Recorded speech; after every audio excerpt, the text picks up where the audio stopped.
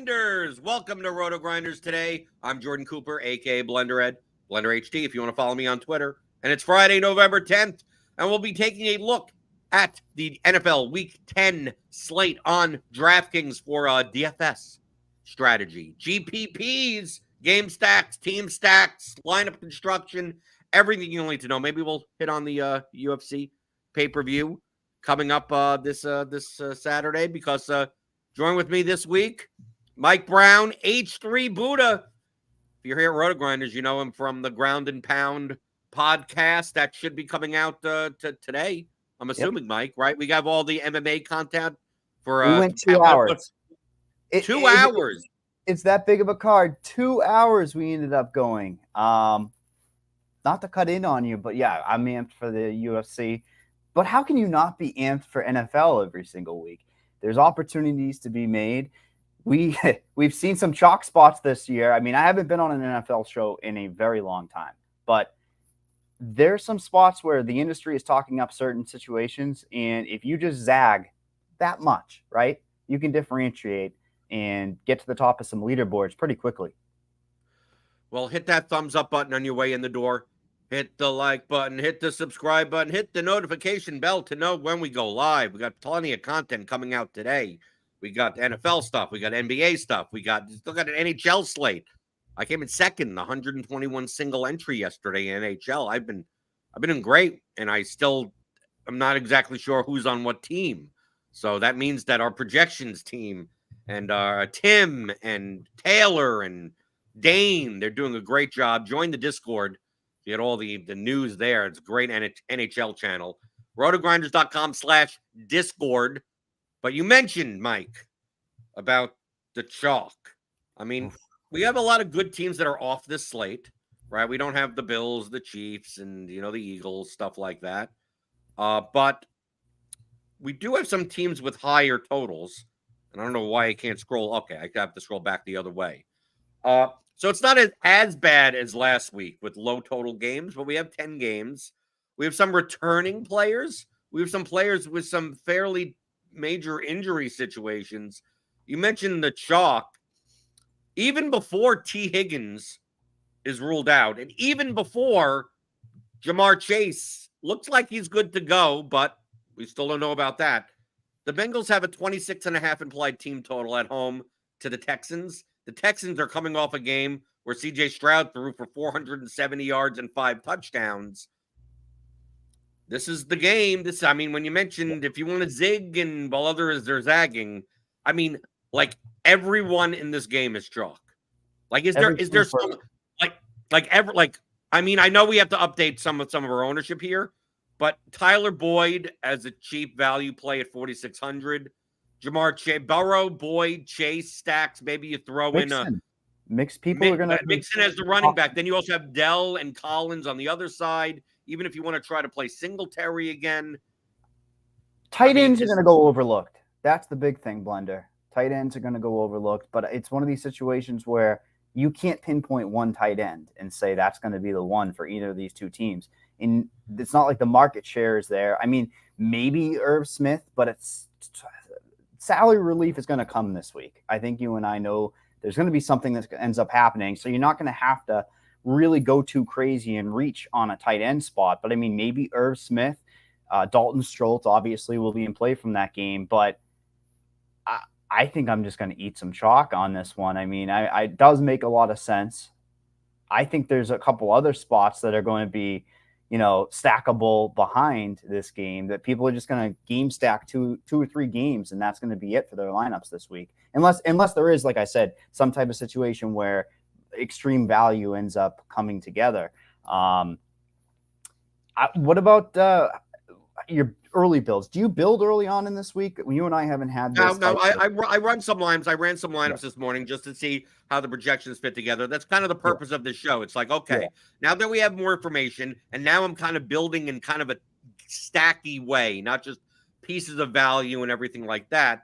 That's why, going game to game and seeing how the pieces fit together. So like Burrow, Boyd, Chase, Dell as a 3+1.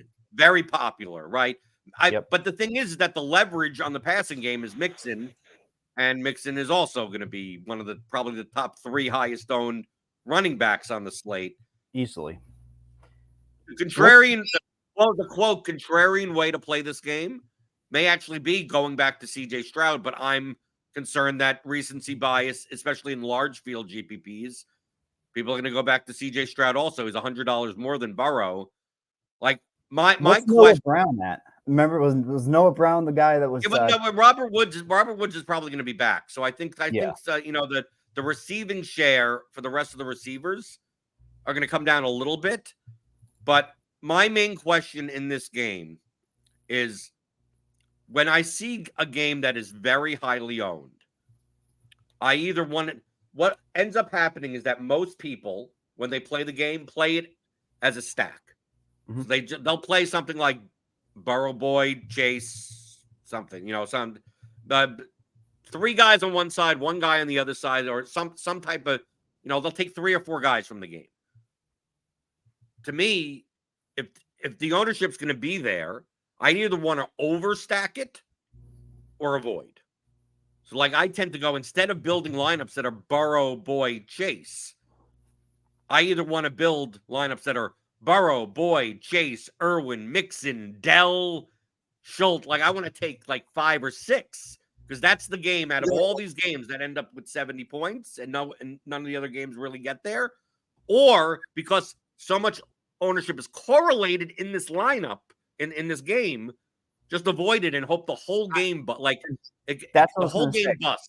How right? So, like, no one, like, I'm not saying that people do badly, but like, if Jamar Chase gives you 24 points at 8,600, that's fine, but you don't need it. If Mixon gives you 16 points at 6,200, I can find 16 points elsewhere. Blender, what have we said on MMA shows a million times? Chalk can bust, and when it does and you're underweight, it's a beautiful thing. But what about this take? Okay, what about, I'm actually run a couple things like you do before this show. I'm seeing Bengals D come out in some of my lineups, and I was very, very interested in your thoughts about, if you're going to go underweight, a Bengals Mixon stack. I mean, that is going to give you the exposure you may need from the game. But I mean, 2,800, I imagine there's going to be some defenses we can pay up for. Thoughts on that? Because I think that might actually be an interesting approach, but it's terrifying for how much the Bengals are popping in my lineups. Like you said, Chase, Burrow, Mixon, Boyd. It's terrifying to avoid. I'm not getting a ton of Houston, though, in my initial builds, but they make sense from a correlation standpoint. Well, I mean, I think you could just play the Bengals defense as a single one-off. You don't have to correlate that with a running back or anything.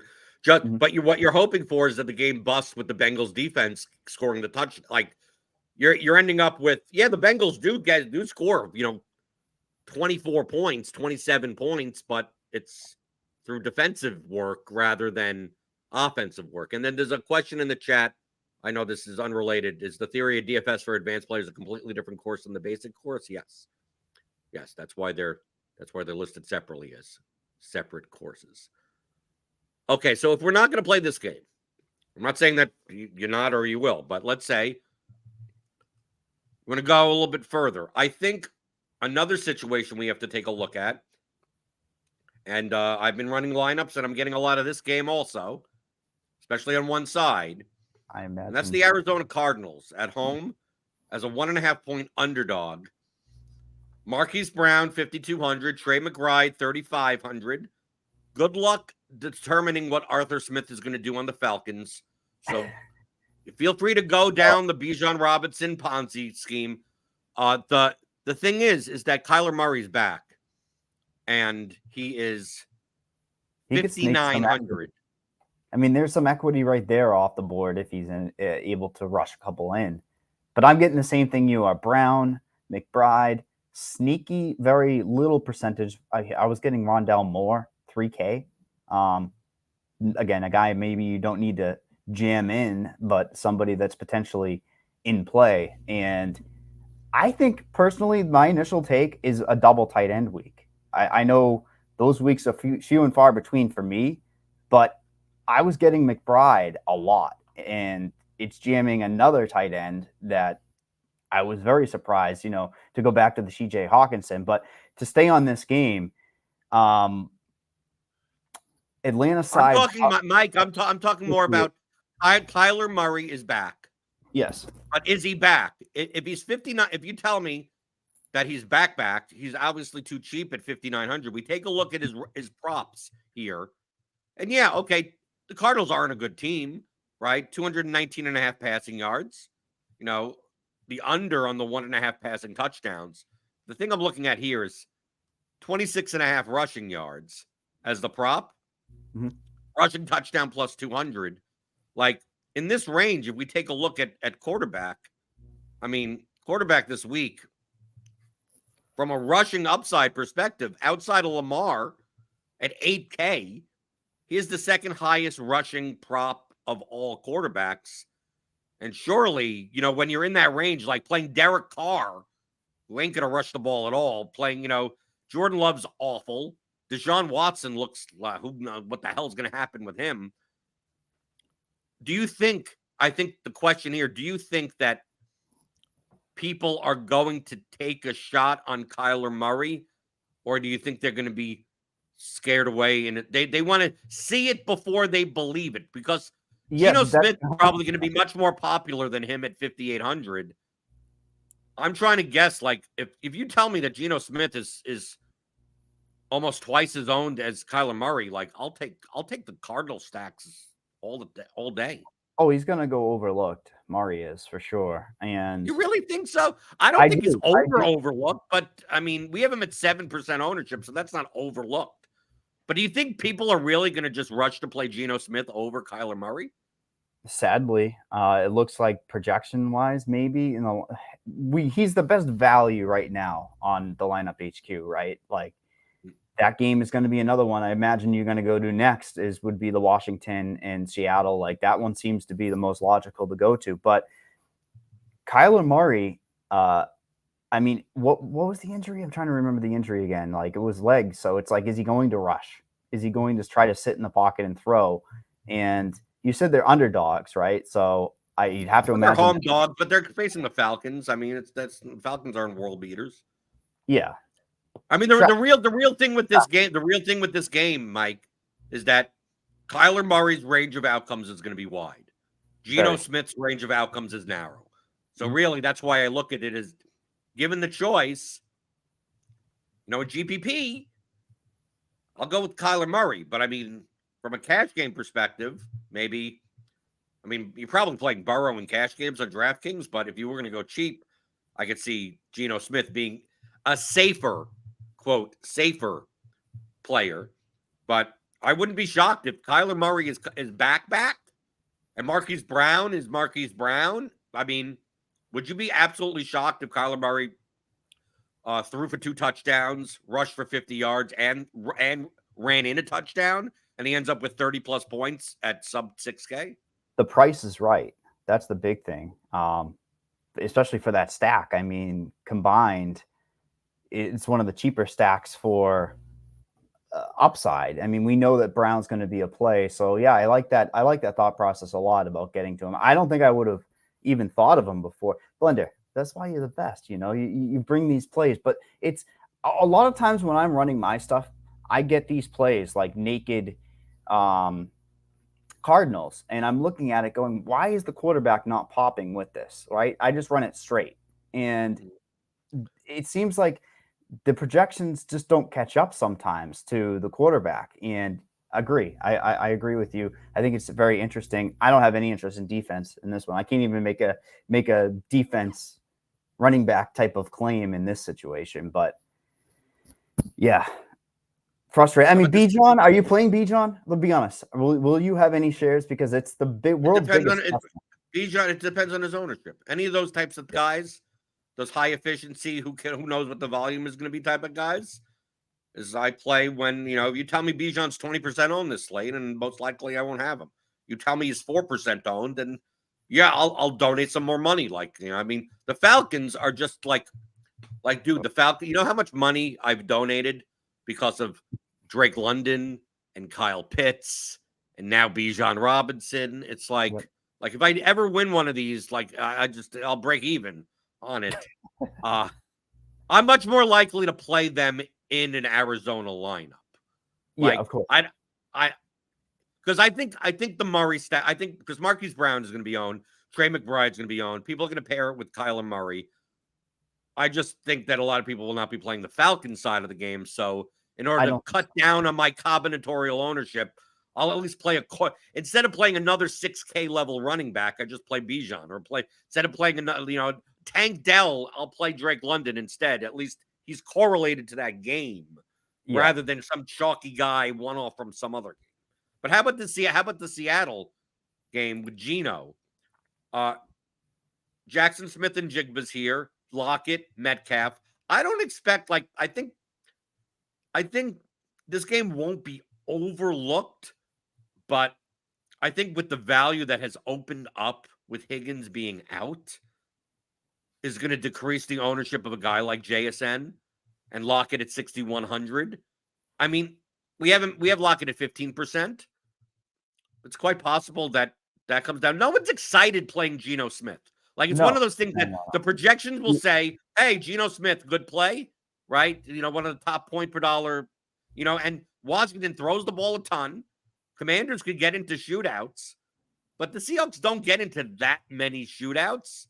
You need the Commanders to actually show some offense, but people don't like clicking on you. When you go, okay, you play Geno Smith stacks on slates where there's nothing else to choose from as a contrarian play. But I just get the sense I get the sense that it's quite possible between Kyler Murray and Geno Smith from now through till Sunday that people have started the week going, okay, if I don't play Burrow, I'm going to play a Seattle stack with Geno Smith, and then they're going to go, why aren't I taking a shot at Kyler Murray? And that this is the main thing that these are the two main games I need to get right on what the ownership will be from the Cardinals to the Seahawks. And I think what's crazy is he's really hit value one game from that 5,800 all year to really pay off, especially for GPP. I don't care about the 3X. I want 5X, right? Geno Smith, can he do it in this game? Absolutely he can. But you talked about there's three quarterbacks. There's another one. You said Murray, Smith. Howell's 5,900. There's one right there that, the other side of it, if, like you said, if they're going to keep up, they're going to have to continually throw the ball. He's got a tiny bit of rushing, not going to be a huge amount of rushing yards, but in order to keep up with it, it'll be interesting. I believe there's going to be a little bit of weather in this game. I don't look into that personally. There's always weather, Mike. Oh, just whether or not it's good or bad weather. I'm doing the joke that I do this to Dean all the time. It's there's going to be weather there. It's well, there's always weather, just not good weather. Fair enough. I know. And if there was no weather in Seattle, I don't know how the ball's just going to keep on flying because there's no air resistance. I wouldn't mind that. Yeah, the ball keeps flying. Okay, so running backs from this game are going to be overlooked. Let's just, that would be a way. But the PPR, it's not like you have what's his name, Walker, getting 1 million PPR points either. He's getting 2 or 3 targets a game. If he was back to where he was getting 6, 7 targets, I might have some interest. He's expensive. Brian, and then you look at the Commander side of things, they're just getting Robinson and Gibson. It's these types of offenses that have these running backs that split carries, and one's a PPR guy and one's more of a rusher. It's frustrating. So, yeah. Frustrating slate from a standpoint of ownership. I can imagine you're going nuts this week. Okay, so if we're not looking at these are kind of the chalkier games. Chalkier. Yep. I have 2 games that I'm looking at that are more off the board. Are they vomit? No, probably. But they're a little off the board. So do you have a game that you're looking at that's a little bit off the board? Remember, we're looking at game stacks, team stacks, not just single players. Game stacks, team stack wise, I think, the Cowboys are going to be popular. I'm not talking them up. I'm just saying that they're going to be popular. Jacksonville might be one that you're looking at. We're on the same page. Yeah, okay, fine. I like it when you and I are on the same page. Jacksonville seems like a spot that should come in under-owned. Now, I can see many different pieces coming into play, the Ingrams, the ETNs. Ridley, Kirk, but I'm not getting a lot of Trevor Lawrence. This is another situation where you say ownership is everything. How do you handle the game stack, though? Because I don't even know where to go and bring it back.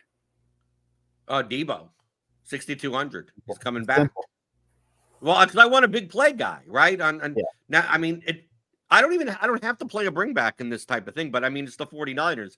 I think people don't. Jacksonville's at home. Of course, the 49ers are traveling West Coast to East Coast. If we want to use that, I mean, it probably doesn't matter, right? They're traveling east, and then it's an early game, right? Type of thing. We're professionals for a reason. Right. But I think underowned will be Lawrence. I want to pair Lawrence plus one of Kirk or Ridley plus Engram. I always like knocking out tight ends in stacks. And then I don't mind playing like any of these. McCaffrey, Ayuk, Samuel, playing any of them in the game. Of course, they're all, fairly expensive. But like Debo is the one where he could touch the ball 3 times and put up 30 points. So like, I don't mind that, especially if he's going to be low owned. And obviously, if he's out and he just never doesn't play, then of course it increases the value of a guy like Ayuk and McCaffrey. So it just makes it easier to play those guys. But I prefer the Jacksonville side for the stack rather than have it be a Purdy.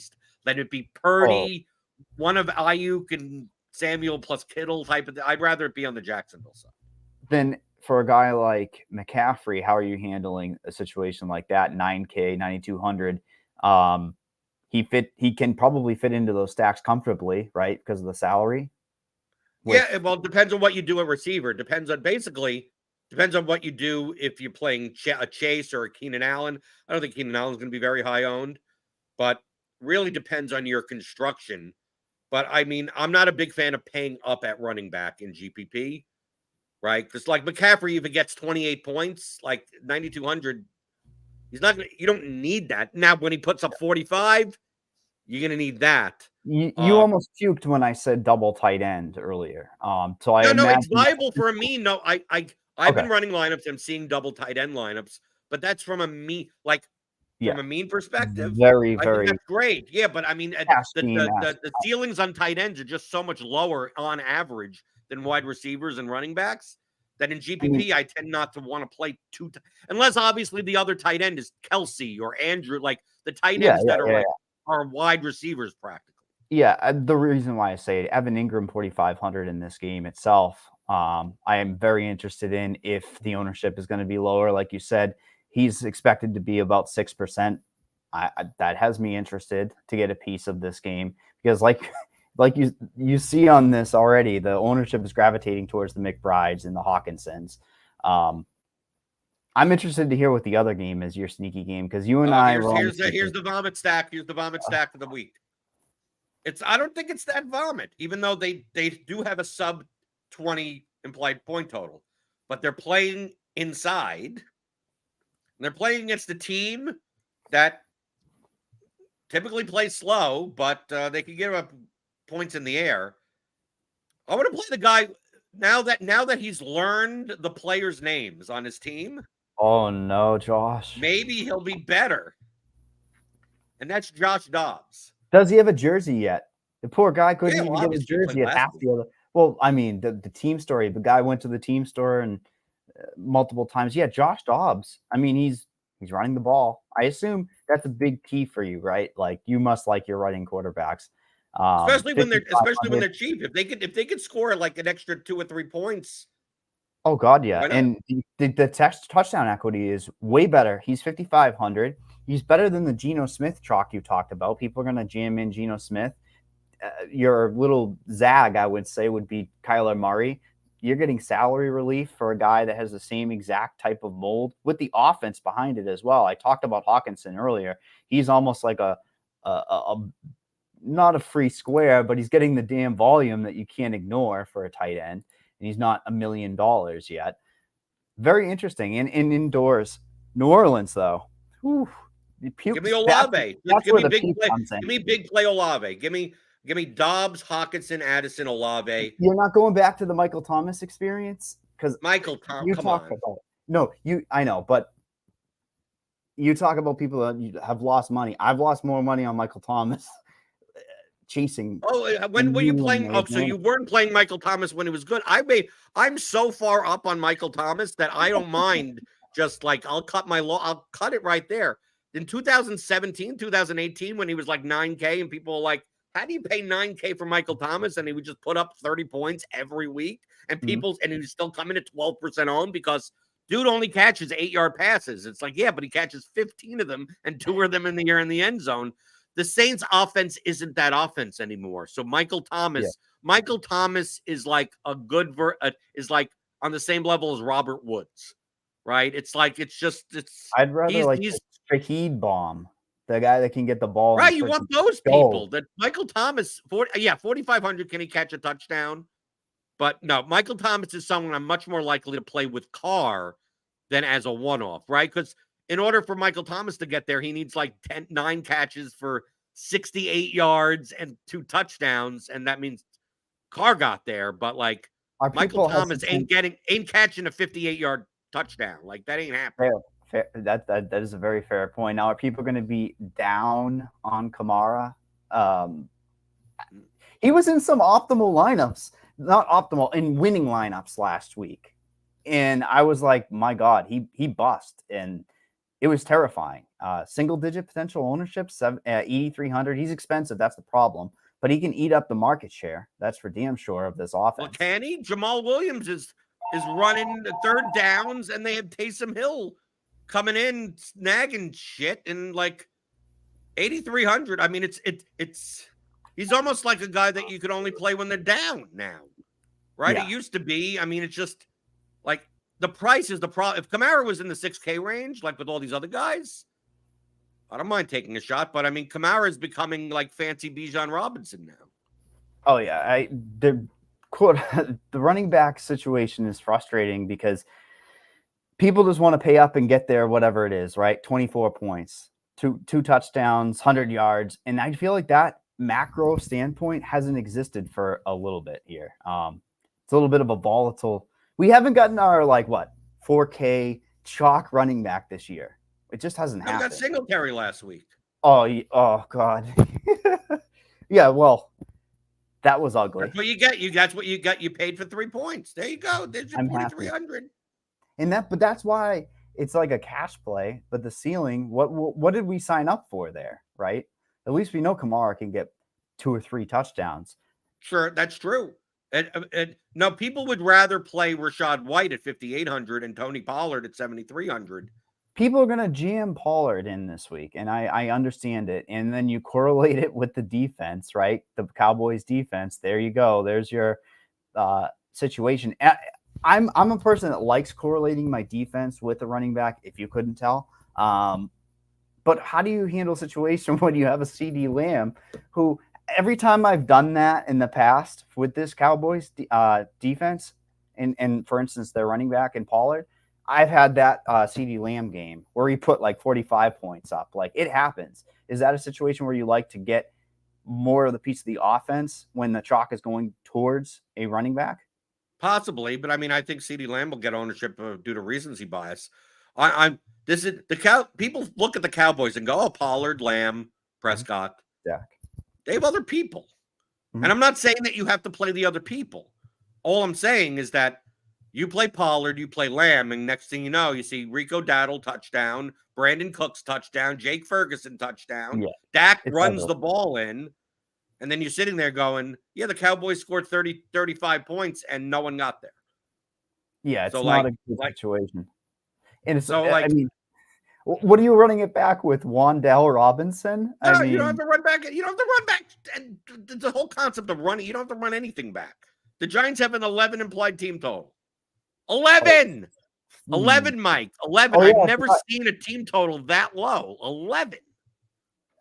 Breaking news: Tyler Murray will make season debut. Okay, that's not he's in the projections already. Yeah, he's there already. Yeah, it just came through. But yes, interesting. One guy I wanted to hit on that just from Minnesota was Jordan Addison. You talk about guys that can make plays. Just to circle back onto Addison though, 5,900 potentially overlooked. Oh no one's going to play Minnesota. To me, really? No, Minnesota's not going to be owned.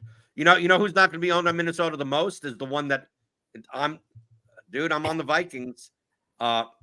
People are going to play Rachaad White. Okay, people are going to play Rashad. I'm going to look in the salary range. People are going to play Mixon, right? You got Aaron Jones there with some increased workload, right? People will take a shot on Bijan Robinson again, right? Mm-hmm. People may even play Najee Harris. Like, how about Alexander Madison at 5,500? Cam Akers is dead. I was just gonna say Akers is done. He's gonna have to be a lead type back. Right. He's awful. The Saints' run defense is good, but I mean, he could catch 5 balls out of the backfield. I mean, if he's going to be lower owned, I mean, should he really be half as owned as Mixon? Should he really be half as owned as some of these other guys? I mean, I don't know. Rachaad White is going to be heavily owned because it's like, oh, the Titans pass funnel, and Baker Mayfield loves to check down. Rachaad White's going to get 8 catches for 50 yards and PPR it up, but he may only have 8 yards rushing. Actually, I mean, yeah. I don't know. It's like I'm someone that the guys that are chalky this week are the guys that I play when they're not chalky. I play Mixon and Rachaad White all the time, right? When they're 8% owned because no one likes them because they get 3 yards of carry and they're garbage, right? They're the byproducts of how the play calling goes, and they get a lot of volume because there's really not many people behind them. I don't like playing these guys when they're going to be 20+% owned. I'd rather play, I'd rather take a shot on guys like Brian Robinson or Kenny Walker or Gus Edwards.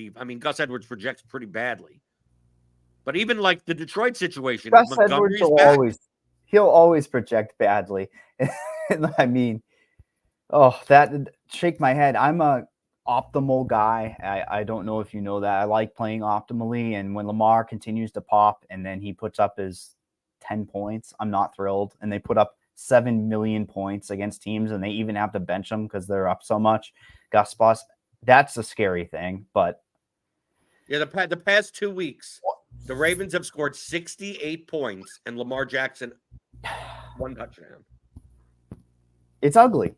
I mean, hey, they're winning games. That's what you're supposed to do. But what about a game that I'm interested in from a macro standpoint? I'm interested about the field. Detroit and the Chargers.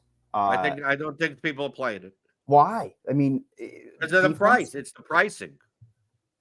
Everyone's expensive. It's strictly pricing. If you're going to play, Keenan Allen's 8,800, Eckler's 84, Amon-Ra's 83. Game, then. If you're getting a one-off at lower ownership and they're the one to go off, this is the game I want a piece of because I can imagine that there could be one player that goes off. And I don't know who it's going to be. You don't know who it's going to be, but I'd like somebody like Eckler. I mean, is Eckler going to be? We were just talking about running backs, and he'll be single digit. What do you like to do? You like to play guys at single digit. He's got 3 touchdown upside, 3 upside, and the tempo I imagine is going to be pretty high in that game. It's fine. These guys are fine, but stack wise, as what we're talking about on the show, as teams and game stacks. That if you were to play, I'd much rather obviously play the Goff side because it's cheaper, right? Mm-hmm. And I don't need. Keenan Allen and Eckler are so expensive that like they could just eat into each other's production and they both get like 18 points and neither of them gets there. So I don't necessarily feel compelled about running it back, but why not play a Goff, Amon-Ra, Laporta type of lineup? It's okay. It's just that this game has a higher total in general, 48.5. But it would be ownership. That's it. It really depends on if we get news or not. And there's some low cost that can get you to a game like this. But, it's not a game I'm going to go out of my way for. What about, you talked about Najee Harris. And Najee Harris is going to be, not super popular, but he's somewhat popping. That game. People probably don't want to go to Green Bay side. I haven't seen a single piece of Green Bay populate into any of my lineups. But, you talk about playmaking guys. Deontay Johnson is going to be somewhat popular, I'd imagine. 5,400, another wide receiver that can easily get like a 5X. But Green Bay, how do you even get a piece of that side? I don't know where you go there. Aaron Jones, and you're done. That's it. I mean, I don't have no interest in this game at all. Deontay Johnson is like a cash play. I may be playing him in my cash lineup, but no. If this game if Jordan Love or Kenny Pickett beats me, then I just lose. Sorry. Yeah, and it would be a salary thing. They're just cheap. You can get pieces of Steelers in. And I mean, I can't even imagine I'm getting to Green Bay. What other news? Do you know what else is cheap, Mike? Sim Labs, which is our new sim product here at RotoGrinders in conjunction with Fantasy Labs. Sim Labs, all this stuff like the Optimal Stacks tool that we have and the Slate IQ, that's all powered by Sim. We've had that for a while. Now we have an interface where you could simulate your own lineups with the contests that you play, large field, small field, everything. We don't have this Sunday slate loaded into it yet, but it should be today. It's free, I believe, currently, and for the time being, to test it out. You can go to rotogrinders.com/simlabs, play around with it, and using play-by-play simulations and build your lineups. I built lineups for Showdown yesterday. I built my lineups last week in SimLabs for the main slate. So go check that out. And we do have a UFC card. Aspinall versus Pavlovich. Is that going to last more than 3 minutes? Yeah, I mean, you and I is it going to? It shouldn't, but will it? I think there's such high stakes here, Blender. Yeah, I think it will. So give us the little 60-second scoop for those that Of course, the Ground and Pound podcast comes out today. If you're a premium member, click on that link in the description. Get $10 off your first month. But as far as like time tomorrow too. But for that fight, yes, this is your Blender slate if I've ever seen one for MMA. 2 5-round fights: Aspinall, Pavlovich, Pereira, and Prohaska. I'm more up to go underweight to the heavyweights and pray to the gods that it goes over 5 minutes, because I think it falls off a cliff. The pace of that fight falls. Now, the main event is probably one that I want to go overweight with. People are going to try to, weight class is everything. You have 2 high weight classes. The volume won't be there. But permutation-wise, people are going to jam pieces of those 2 fights right away into their lineups. And they're priced right, too, Blender. So these are very close fights. I mean, the 2 5-round fights are mid-range fights. 100%. And it's hard to avoid in your lineup builds. But if you're going to fade one, you have to fade the correct one. And ownership-wise, I haven't looked at it, but that's where the deciding factor is, right? I would expect. I mean, I haven't looked at the MMA slate at all. Yep. I would have to assume between those 2 fights, like, I mean, if it went long, obviously, I would think the ceiling belongs to Prohaska and Aspinall more than it does Pavlovich or Pereira, because from what I know, Pereira is just basically a kickboxer, and Pavlovich is just basically I'm going to throw it. Is Derek Lewis mold of I throw really hard and will knock you out, and doesn't really do anything on the mat. Aspinall, I mean, none of these guys are like big grapplers, but I mean, you have to expect Aspinall is much more likely to land a takedown, and Prohaska is more likely to land a takedown than vice versa. Yeah, but here's the situation. What you do is you use our RotoGrinders tools, win money in the MMA sphere, and then go right to football. That's the most logical thing to do, Blender. Yeah, we will have a crunch time to break it down. I believe Squirrel will be on with me. I will confirm that, but it's interesting. Then you have a guy that gets late notice replacement that's minus 650 on the slate, Blender, and he's like plus 250 to win in the first round or something like that. What price? Is it one of these things where the underdog is priced? Is it one of those types of slate? Underdog. He's a big no. He's a huge underdog, but it's a slate where Mackenzie Dern is 9K and needs to get a finish to pay off 9K. Let's put it that way. Those types of slates. Right. So who would you have for DFS if you're building one lineup? Who would be your regardless of ownership, right? Who would you be the favorite If you had to pick a high-end favorite, who would you take? And if you had to get a value dog, who would be the best value on the slate on the underdog side? Value dog is simple. People are gravitating towards a 45% money line value and Kung Ho Kang, who can get takedowns, who can control you, who has okay volume. The win equity is there to back up 7,400 for sure. And favorites are just, you can get to Rebecca, which is the highest price guy I just talked about. That's why I think you got that safety at the highest price. But here's one off the wall for you. Joshua Van. I like this guy, 9,200, lower weight class, high action fight, Blender, over 3 rounds if it has to go there. Or if he ends up schooling a young kid coming in Borjas off of the Contender Series, he could be the guy at 9,200 that's lower end. And again, here's another guy, one above him, Blender. You'd love this slate. Jamal Emmers is plus 200 inside the distance as the second highest priced guy on the whole entire slate. So there's Very some low spots. owned. Exactly. 100%. There's some guys that are going to be in these ranges. And then the leverage, remember Benoit Saint-Denis, the French army beret crazy guy that just goes out there and kills everybody? He's against Matt Favola. Matt Favola's been knocking everybody out. If Matt Favola knocks out Saint-Denis, there's your leverage play of the whole entire slate. That fight sounds like an under 1.5 to me. Oh, easy. And it's all action too. So somehow if it gets out of 1.5, you might get bailed out. But you'll be going over the entire card. Obviously, if you're a premium member, you get Liam and Mike's expert picks, Squirrel Patrol rankings, you name it. Tags will be on there overnight. It's good. The MMA product is tremendous. Liam and I went for almost 2. But we won't be frozen tomorrow. No, it will not be.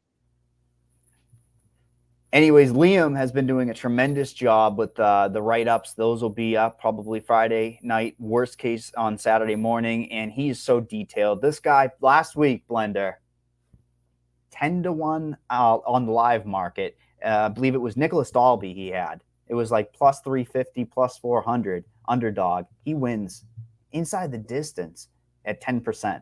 So, I mean, he's been on the underdog picks for sure, and this is a slate where you can kind of go play whoever you want, Blender. This is your slate, I'm telling you. Let's bring you back to the MMA sphere.